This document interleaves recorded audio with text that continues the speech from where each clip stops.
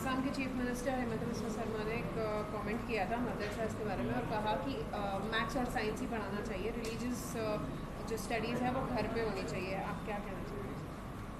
आसाम में 7 लाख लोग सैलाब से मुतासर हुए हैं, 18 लोगों की मौत हुई है, मगर ये मुख्यमंत्री को आसाम की जनता की तकलीफ की फिक्र नहीं है, उसको मदरसे की फिक्र है। ये मुख्यमंत्री को जानना चाहिए, जो हिस्ट्री का वीक स्टूडेंट है, कि जब संघी लोग अंग्रेज़ों से मिले हुए थे और जेल में बैठकर अंग्रेज़ों से माफ़ी की भीख मांग रहे थे, यही मदरसे के ज़िम्मेदारों ने अंग्रेज़ों के ख़िलाफ़ जिहाद का फतवा दिया। यही मदरसे से पढ़ने वाले लोगों ने अंग्रेज़ों के ख़िलाफ़ अपनी जानें दे दी, और ये इनका एक इन्फीरियरिटी कॉम्प्लेक्स है। वो इस तरह से इन्फीरियरिटी कॉम्प्लेक्स को छुपाने के लिए इस तरह की बकवास करते रहते हैं। क्या राजा राम मोहन राय मदरसे में पढ़े थे या शाखा में पढ़े थे? और शाखाओं में और मदरसों में फ़र्क यह है कि मदरसों में इंसानियत का सबक सिखाया जाता, इंसानियत से हमदर्दी और मोहब्बत का पैगाम दिया जाता। तो इनको ये चीज़ें समझ में नहीं आती, और इनको ये बात समझने की ज़रूरत है कि मदरसों में साइंस, मैथ्स सब पढ़ाया जाता, और मदरसों के ज़रिए से ही भारत को और ख़ूबसूरत बनाया गया। तो इनको इन सब चीज़ों से मालूमात नहीं है।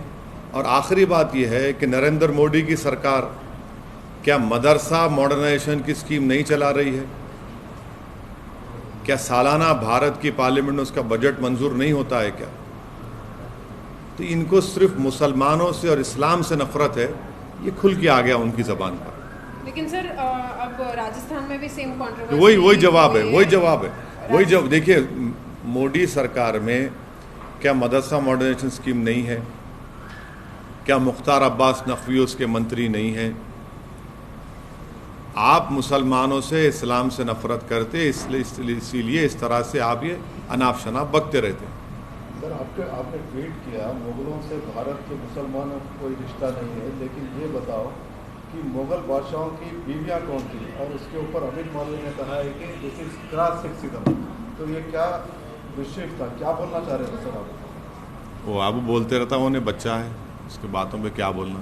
अच्छा, ये ट्वीट के बारे में बताइए सर। क्या पूरी स्पीच है? स्पीच सुनो, समझ में आता। नहीं, ये पर्टिकुलर कोड जो आप नहीं, आप स्पीच सुनिए।